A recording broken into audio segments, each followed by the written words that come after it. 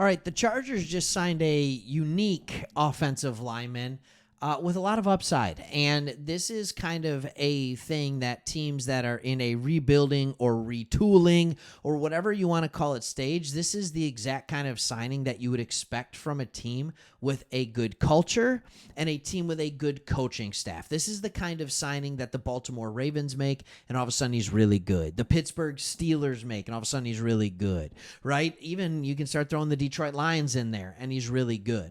The question is, do you have the coaching staff now to make that? So without further ado, I'm going to tell you who you signed along the offensive line, show you a very unique picture of the man, and then we'll get into what I think he brings to this team and how I think he could help this team possibly. All right, so the Chargers have signed tackle Alex Leatherwood. Now, if you've never seen him, if you've never heard of him, that's okay. He has a unique last name. I mean, he has two different materials in his name. I don't understand how something can be leather and wood at the same time, but he tries to be. He has started 17 of 21 career games, played with the Raiders and the Bears, while also spending time with the Browns. There's been some stuff going on around him that I'm not positive about, but he didn't play a snap in 2023. He started a lot of games with the Raiders because he was a first-round pick. He was the 17th overall pick in 2021 and started every single game for the Raiders, 4 at right tackle, 13 at right guard. All right, he was coming out of Alabama, and that's kind of what his story is. We are going to get into this a little bit more about how he fits in the team. But first, I want to learn a little bit more about who he is and kind of where he could fit on this roster. So in order to do that, Chargers.com did a good job of saying 5 things to know about new offensive tackle Alex Leatherwood. First, they're calling him offensive tackle. I call him a guard. I think he's an interior lineman. I think that when you look at what he has produced, what he's been able to do with his size, with his strength, he's been a guy that has been very good, and by very good, I mean serviceable, as a run blocker. He has been very poor as a pass blocker. And he's this guy who always has believed to have all the physical tools available to him, just needs the right coaches and the right coaching staff in order to get the best out of him. All right, so here's the things that you need to know if you don't know who he is. He is a former first-round pick, and he's a former high or mid first-round pick. 17 overall by the Raiders. We talked about that. All right, he started all 17 games for them. He is and has always been on the right side of the line. He's 6'5". All right, he played the vast majority of NFL career on the right side of the line. He initially began as right tackle, moved to guard. In his rookie season, he logged 257 snaps at tackle, 847 at right guard.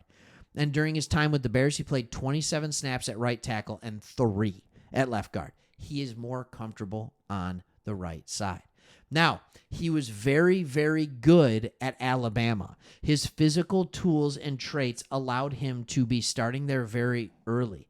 As a true freshman, do you know how hard it is to play tackle, or to not even necessarily tackle, just play offensive lineman as a freshman in the SEC for Alabama? That's just something you don't hear of very often. All right, during his first season, he would step up in a big way, play on and off, filling in for injury at left tackle during their national championship game against Georgia. He would go on to spend his sophomore season at right guard before kicking back outside to left tackle for his final 2 seasons at Bama. All right, he became one of the nation's best those final 2 years at the school and go on to capture a second national championship during his senior season. So I know he's played all right side in the NFL. Do you think maybe the Chargers are thinking, let's move him back to the left side where he's more comfortable? Because that's what he played more often in college? Maybe it is. All right? Maybe it is. All right, this isn't a guy who was okay in college against okay competition. He was phenomenal in college against phenomenal competition. He saved his best collegiate season for last. National championship put aside, the offensive lineman was arguably college football's best that season and was a unanimous first-team All-American. He was also awarded the Outland Trophy that year, which is given to the best interior lineman in college football. He was the 5th Crimson Tide player to win the award. All right. That's like he was a 5-star recruit. He was good going into Alabama. He was good at Alabama, and he has not been good in the NFL. So let's first look at him where he could fit in on the outside, and then also where he could play on the inside. So first we're going to look at your team here and just kind of talk about what you have at the tackle position. All right, you have Joe Alt, you have Rashawn Slater, and you have Trey Pipkins. The talk since drafting Joe Alt has been, is Trey Pipkins going to continue to play at tackle and be kind of a swing tackle and be the backup option there? Or is he going to move to the inside and start but have the flexibility to pop outside and start at tackle if need be?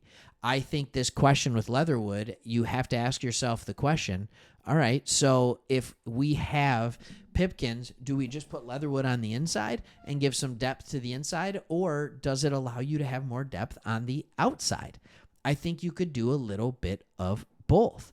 Your starting guard combination when things are rolling right are Sawyer and Johnson. Like, we understand that. We know that. All right. And you have Barnhart that you're bringing in, I believe, undrafted, out of Michigan. I think he was undrafted. I don't remember. But anyways, you have these different things. I don't look at this line and say to myself, like this offensive line, and say to myself that this is an offensive line that just has talent for days. If they can start to unlock some of the talent, some of the potential that Alex Leatherwood has shown, then I think you can absolutely make a case. You can make a case that, like, hey, this is a guy who can make this team, and let's see what ends up coming out of it. And if you're asking and if you're wondering, like, what kind of an athlete are we dealing with here? We are dealing with one that is a top 50 graded athlete ever at the position, at tackle. He had a 9.69. All right, his height was the only thing that was bad, which, by the way, if you move him into guard, 6'5", very much okay. His arm length, by the way, was always more than long enough, 34 inches. That's the standard for a tackle, right? His 40-yard dash was shockingly fast, kind of like Joel, right? His agility grade was good. His explosion was good. He never did the bench, though. All right, so you have to ask yourselves the question, do we think the coaching staff can get something out of a guy like this? Because there is an elite talent that is coming, just not an elite player, if that makes sense. Elite talent, not an elite player. And hopefully the title didn't throw you for a loop earlier, and you waited till the end of this to be able to say that. All right. Thanks for watching. We want to be your go-to spot for Chargers content all year long. Thanks for watching, and we will see you on the next one.